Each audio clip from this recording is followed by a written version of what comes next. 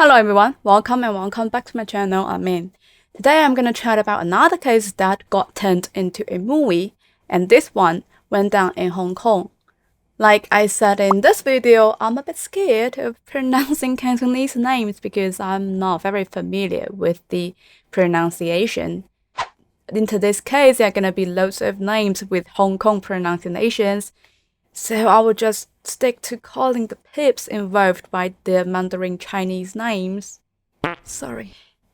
And this case is regarded as one of the few gruesome homicide cases in Hong Kong in recent years. The movie based on today's case received rewards and great ratings, so you know the original story wouldn't be disappointing. I haven't watched that movie, but people said it was artistically altered, making it much more beautiful than the actual case. So without further ado, buckle up for the journey I'd take you in for the day.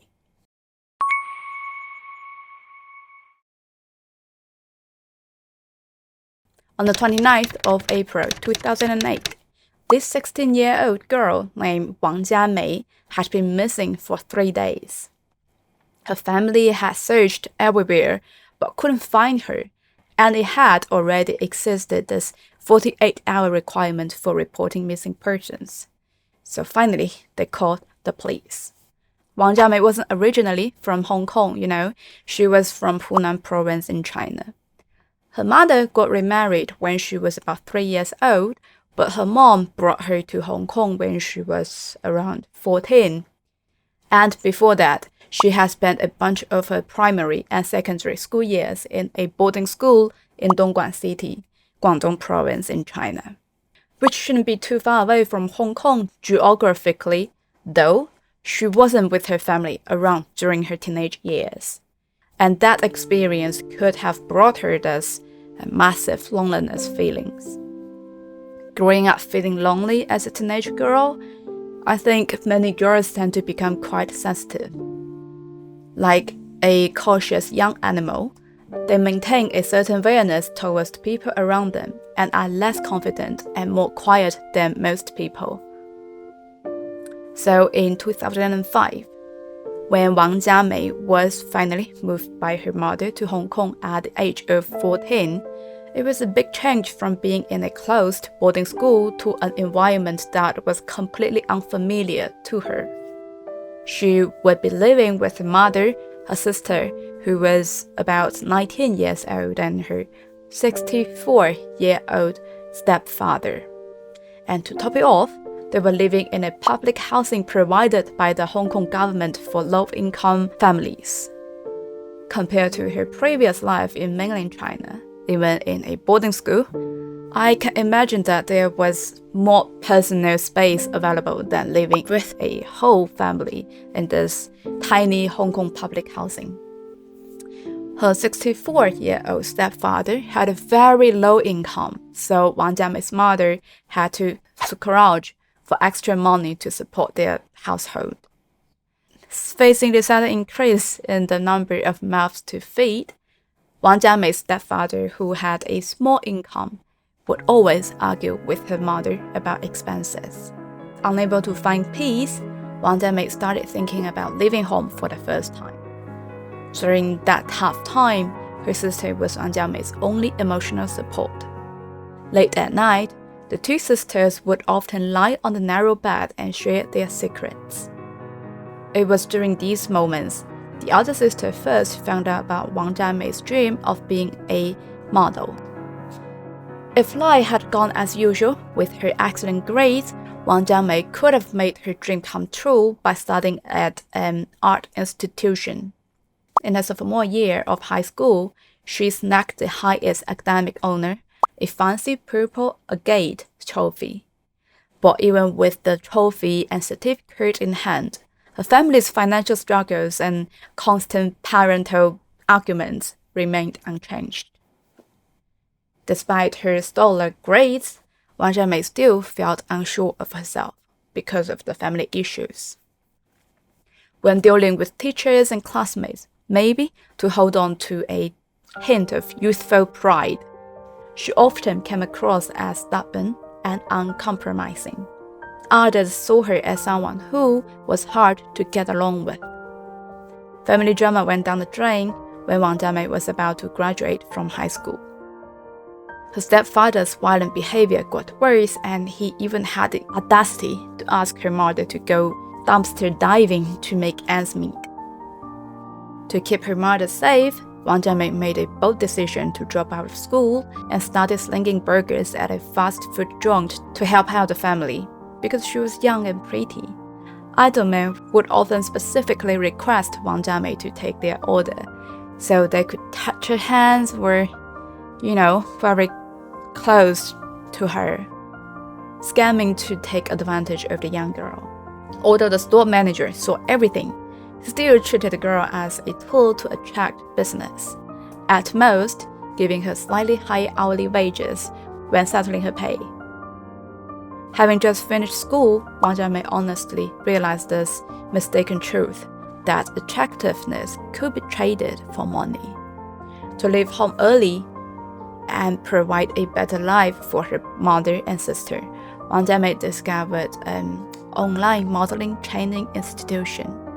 After signing a few contracts and attending some classes, just when Wang Jia Mei thought she was about to enter this glamorous fashion world, she was bombarded with bills like snowflakes. This type of scam involving training institutions is just quite common today. They offer you a series of courses or some legitimate cosmetic surgery hospitals with much higher price, and on the other hand, to receive kickbacks from these institutions. And you know what? Even though there are still plenty of girls who jump right into the fire pit without thinking twice. But I blame the education system and social inequity mostly for situations like this. The income from working at a fast food restaurant just wasn't high enough to cover this ridiculously high fees for this so-called modeling course. Just when Wang Jia Mei was freaking out about how to deal with this, another girl in the modeling class came up with a way to pay off the debt. Turns out a lot of girls were making money through online compensated-dating to keep up with the modeling fees and their daily expenses. After going through countless inner struggles and mounting pressure of debt, finally pushed Wang Jia Mei to brand out herself. Quoted, "It's just temporary. Once I'm on the runway, everything will be sorted." Unquoted. That's what the girl who shared this compensated-dating website said, and what Wang Jia Mei kept telling herself for reassurance. After that, Wang Jia Mei went online under the alias Kimi, juggling between many men. When she was new to the platform, she would copy the sexy poses of models in magazines, snapping pictures of herself to upload onto these websites. To make herself seem even more, let's say, valuable, Wang Jia Mei threw in 2 words below her photos. First time. That night, in Wang Jia Mei's memories, it was all about pain. It wasn't just her body that got torn and crushed, but other really important stuff too. However, she was still way too young at that time, like too young to realize that there was something way more important called the bottom line, right? Instead, she was totally blinded by the super generous compensation left on the pillow. Wang Jia Mei split her income into 2 parts. One part went towards paying off her debt in installments, while the remaining amount she brought home, pretending it was payment from her modeling gigs. As soon as her stepfather saw the money, he immediately calmed down and stopped fighting with her mother. Her sister was thrilled to see Wang Jia Mei pushing her dream. Just as she was about to have a heart-to-heart conversation with her new job, she noticed Wang Jia Mei crawling into bed in broad daylight. She snuggled up in the blankets and fell into a deep sleep out of exhaustion. Money can really blind people, especially when you can make it so easily. A young girl whose Strapped for cash, just can't resist that kind of temptation. She needed money, more and more of it. On her way to the hotel the second time, Wang Jia Mei didn't feel as resistant in her heart as she did the first time. She could even time her departure to quickly move on to the next out-court service. Following the agreed time and location with the next client, in the morning hours of the 27th of April, Wang Jia Mei knocked on the door of a suite, stepping inside without realizing she was already halfway into hell.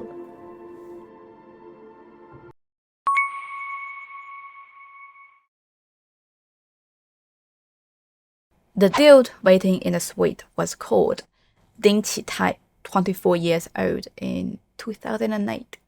His 196-pound body made him seem chill and harmless at first sight, just a chubby guy without much aggression.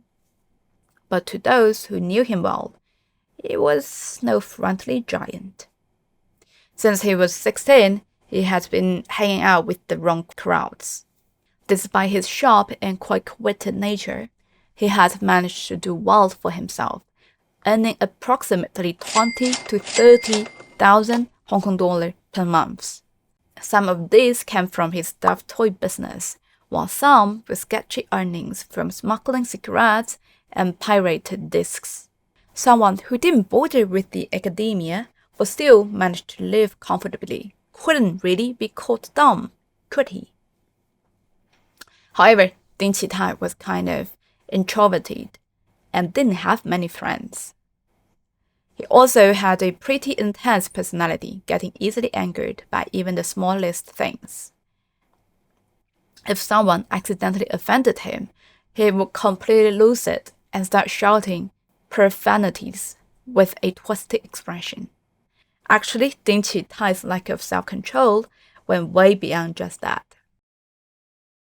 After entering society at a young age without the support of school, Ding Qi Tai developed harmful habits such as alcoholism and drug use. But he was unique in his need to harm himself every time he lost control before he could regain it. In mild cases, he would vomit, while in severe ones, he would have nasal bleeding, convulsions, and lie half dead on the floor like a dried up fish writhing on its belly. Why was Ding Qi Tai like this? Maybe it could be traced back to when he was even younger. At the tender age of 5, his time had already gone off the normal tracks. That year, Ding Qi Tai's father took his mother, Ding Qi Tai, and his younger brother on vacation to mainland China, but they got into a car accident during that trip. Ding Qi Tai suffered a severe brain injury and witnessed his own mother's death in that crash, which led to serious psychological and physical problems. After that, his mother's family blamed his father for her death, and Ding Qi Tai's father lived with constant guilt. 2 years later, when his father found a new partner, his stepmother showed Ding Qi Tai and his brother with love and affection. But reality wasn't like those novels, where love could magically fix everything. When Ding Qi Tai turned 8, the effects of his difficult childhood started to show in his personality. At school, Ding Qi Tai began bullying his classmates and struggled with learning disabilities. Once his family found out, they took him for a psychiatric evaluation, which recommended sending him to a special school for troubled children. However, even after spending 7 years there, the education and therapy at the special school didn't make a difference. At the age of 15, Ding Qi Tai was sent to a boys' home for assault. This is a facility that focuses on the mental health education and rehabilitation of underage boys. By this point, Ding Qi Tai wasn't the obedient child he used to be. After just 1 year at this boys' home, he left without his parents knowing. When Ding Qi Tai first dropped out of school, he started working as an air conditioning apprentice with his cousin at many construction sites. His old colleagues said he was even choppier back then, loved bragging and showing off, and would often go to mainland China to indulge himself with sex and foods. So he was always short on cash. Sometimes he couldn't even afford meals and had to borrow from his colleagues. He was always looking for shortcuts to make quick money. He had borrowed from finance companies before and took out 60,000 Hong Kong dollar on his first loan, but he quickly spent it all, wining and dining with his work buddies in mainland China. As a result, he had to borrow another 200 grand from the finance company. Ding Qi Tai was also constantly harassed by creditors coming to his door, which led to him frequently moving to avoid them. He used to smuggle cigarettes, and later on, he sold stuffed toys at Sham Shui in Hong Kong, eventually earning around 20 grand a month. Although his income was decent, he didn't live a luxurious lifestyle because he spent at least 10,000 Hong Kong dollar a month indulging in his vices. Despite frequently traveling between Hong Kong and mainland China for prostitution and consumption, Ding Qi Tai actually dated a girl in mainland China. Of course, this didn't stop him from casually browsing compensated-dating websites and hiring prostitutes whenever he felt like it. Around midnight on the 27th of April, 2008, Ding Qi Tai was hanging out with a bunch of old friends in some clubs. Boy was having a great time as he, like usual, had taken various drugs to get himself some fun. The gathering ended around 8 or 9 o'clock in the morning, when Ding Qi Tai finally parted ways with his friends and returned to his rented flat. So what would he do? He called up a girl he met 2 weeks ago on this forum. The girl he called from the website was none other than Wang Jia Mei.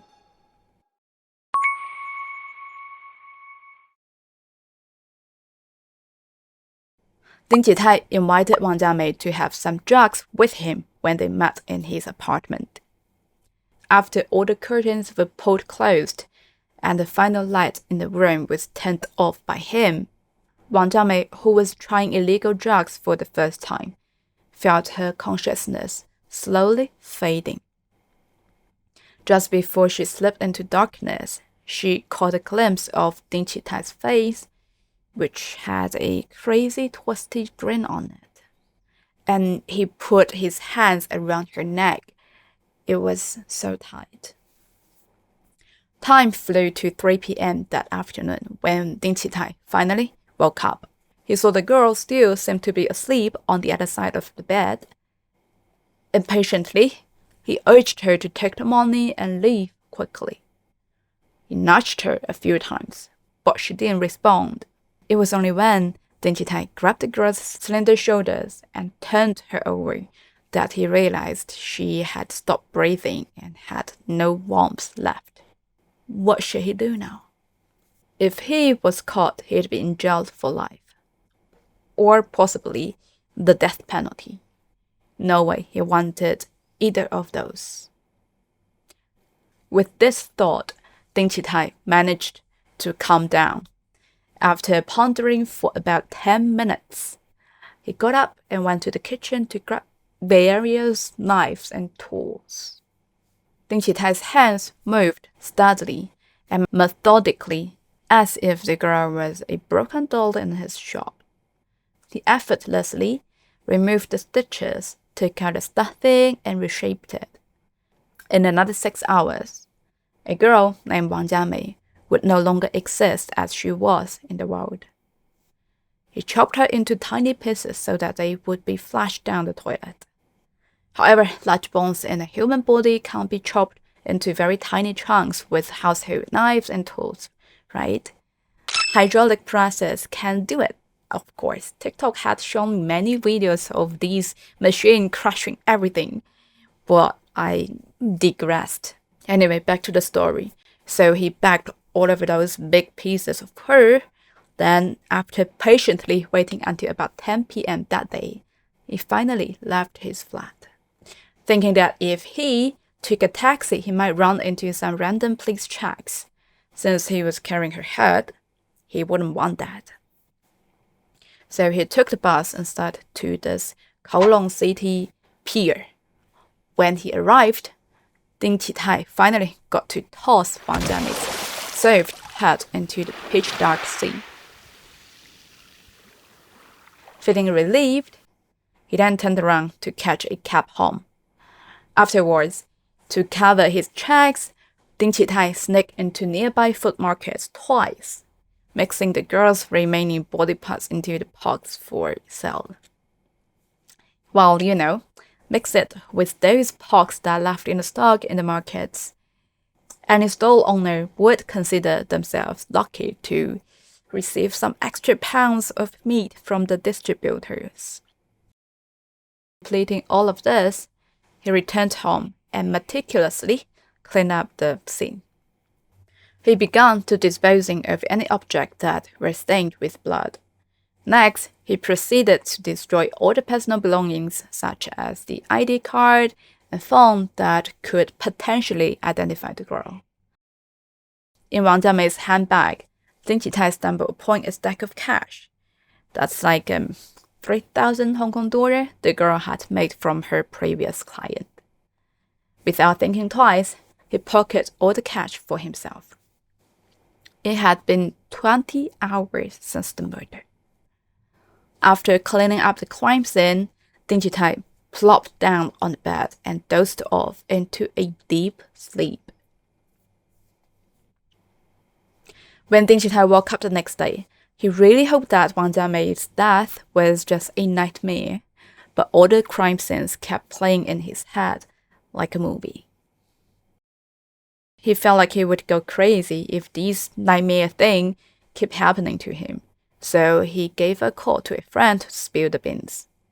On the phone, Ding Qi Tai talked about how he offed Wang Jia Mei, but his body didn't buy it, thinking he was still hammered, and told him to hit him up when he sobered up.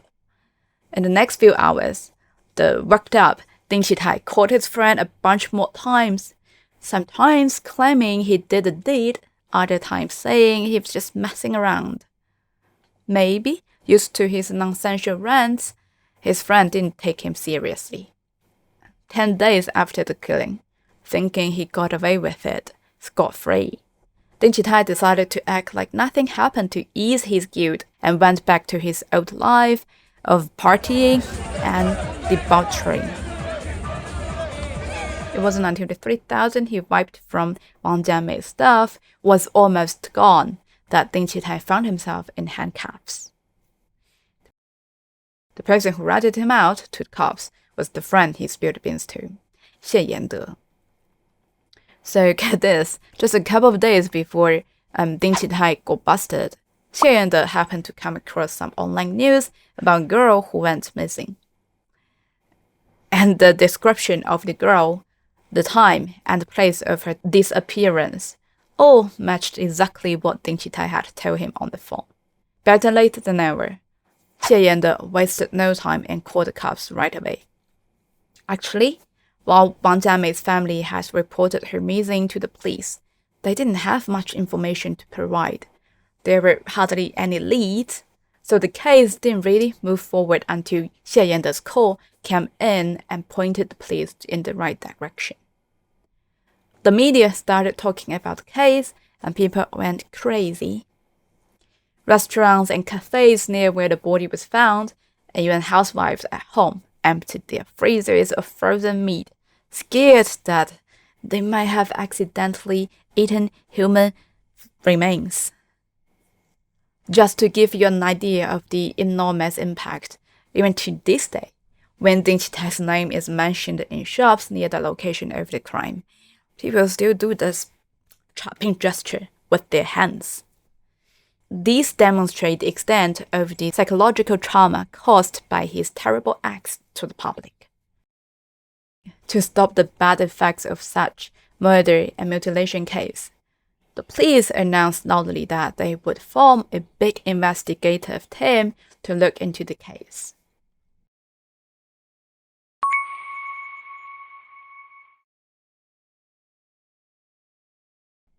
So after getting arrested, Ding Qi Tai was like, nah, not gonna cooperate with the investigation. And he kept flip-flopping on his statement about the crime like multiple times.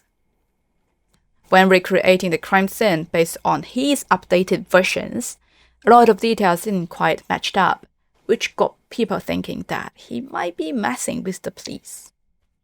But thanks to the police hard work, tons of evidence eventually popped up. Even though Ding Qi Tai had done a good job cleaning the room, kinda messing up the crime scene, the cops still discovered some blood stains on the curtains and chair, which really pointed to him as the killer. Also, while working with sewage workers, investigators found 8 human tissues remains in this underground drainage at the crime scene. DNA test confirmed that those remains belonged to the missing girl, Wang Jia Mei. With a ton of solid evidence and a fear of getting the death penalty, Ding Qi Tai came up with another excuse, saying that he was under the influence of drugs and not in the right state of mind when he committed the crime. Sounds familiar, isn't it? He was trying to defend himself. He totally lied and said he couldn't remember anything about Wang Jia Mei's murder. He only admitted to manslaughter when he was in court.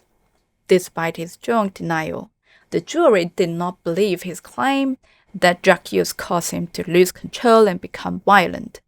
One of his friends testified that on the day of the incident, they called Ding Qi Tai 3 times to buy illegal cigarettes, and Ding Qi Tai sounded totally fine and talked normally.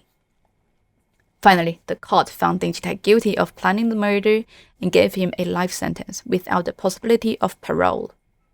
When Ding Qi Tai heard the verdict, he was so relieved that he felt super lucky that he didn't get this death penalty. He even ignored the judge scolding him and waved to thank his lawyer from where he was sitting. After Ding Qi Tai was put in jail, the police tried a few times to find the hat that was thrown into the sea, but they couldn't find it. The friend who reported Ding Qi Tai to the police said he felt really guilty. He was like, damn, I should have called the police way earlier. Maybe they could have found the girl's hat back then. Even though the case was all wrapped up, both families involved were still dealing with some serious tragedies. Wang Jia Mei's mom couldn't believe her well-behaved daughter would secretly do this compensated dating. You know, she was so good at studying and everything. And she was brutally murdered because of this prostitution thing. After thinking about it for a while, the mom decided to end her messy marriage finally. She didn't want to be constantly reminded of her daughter in that family with the old guy. So she moved out with her elder daughter. She totally regretted not realizing Wang Jia Mei's situation sooner.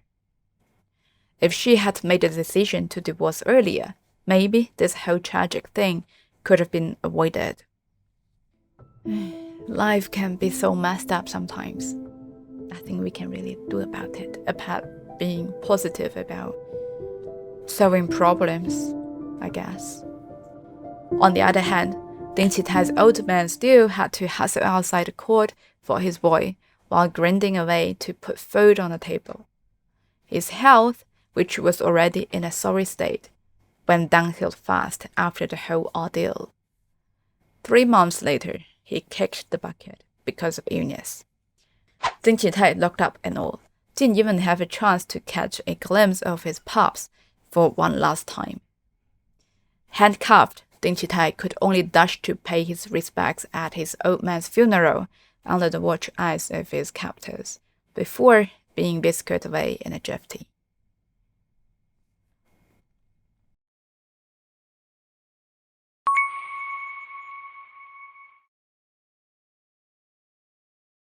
During an interview, Ding Qi Tai mentioned that he's a firm believer in karma.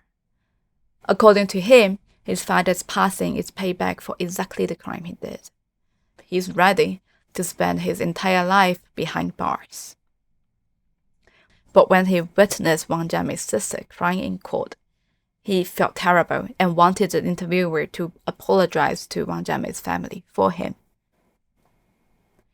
Initially, right after he got arrested, Ding Qi Tai didn't tell all the details about the dismemberment stuff. He only mentioned that he dumped Wang Jia Mei's body at the dock. It was only the police grinked him and did a thorough investigation that Ding Qi Tai started confessing all the nitty-gritty details of his criminal process. Some folks have compared him to this infamous Hong Kong serial killer, Lam Guo-wen, whom I've mentioned about in my previous videos, although I can share more than one of my own videos to the corner card on YouTube. In a nutshell, it was a notorious serial killer with some creepy obsessions about keeping organs. Ding Qi Tai, with a touch of self-deprecating humor, claimed that he wasn't as messed up and terrifying as that guy. But Ding Qi Tai's calmness during his murder was also incredibly disturbing. Huang Tengrong, an academic director of criminology at City University of Hong Kong, said most killers deal with bodies within 100 meters of the first crime scene due to narrowness and fear. So those areas are where police focus their searches on.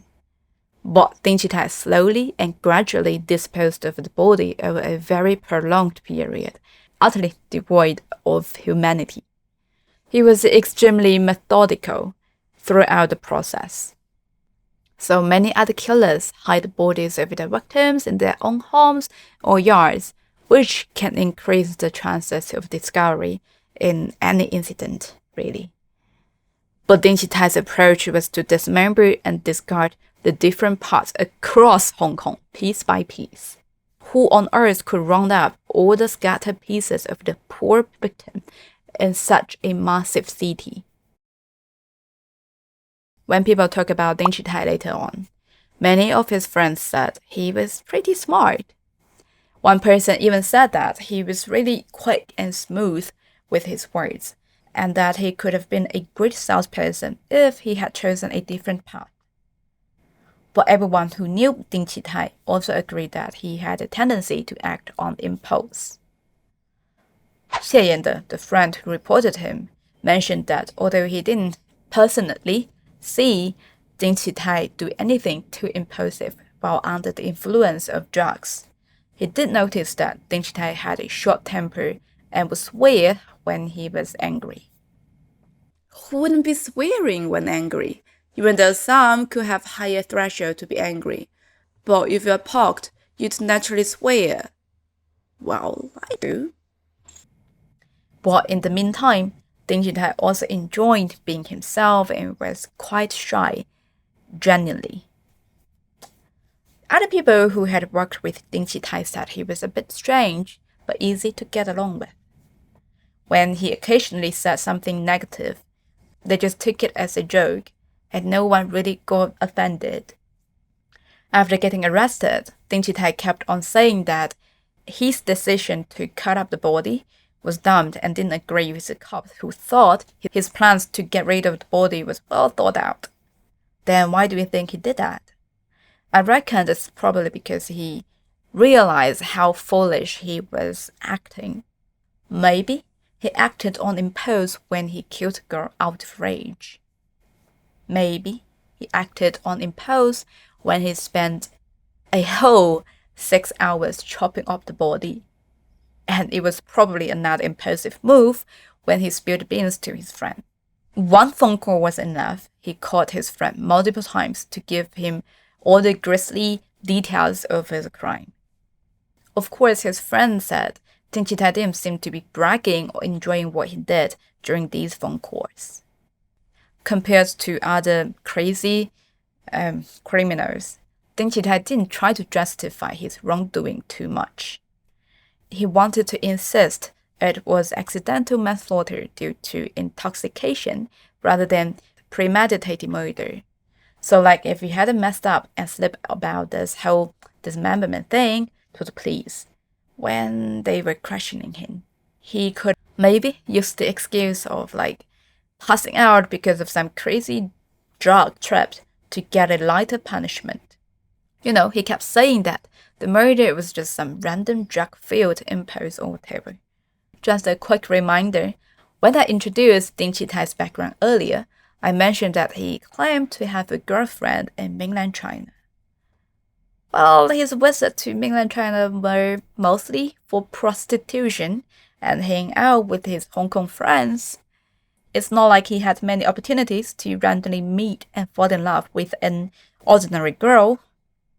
Now, I must clarify that not everything about Ding Qi Tai's life was reported, so it's possible that he did form some random friendships that turned into romantic relationships. But some people close to Ding Qi Tai have suggested that he might have seemed compensated, dating girls as his girlfriends because he felt insecure about his own looks.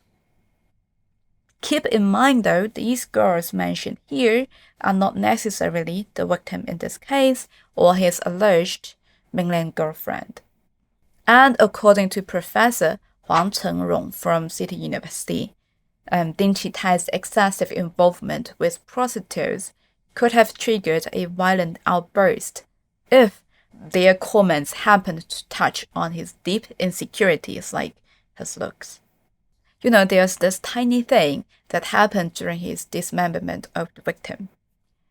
He peeled off her face before chopping off the head.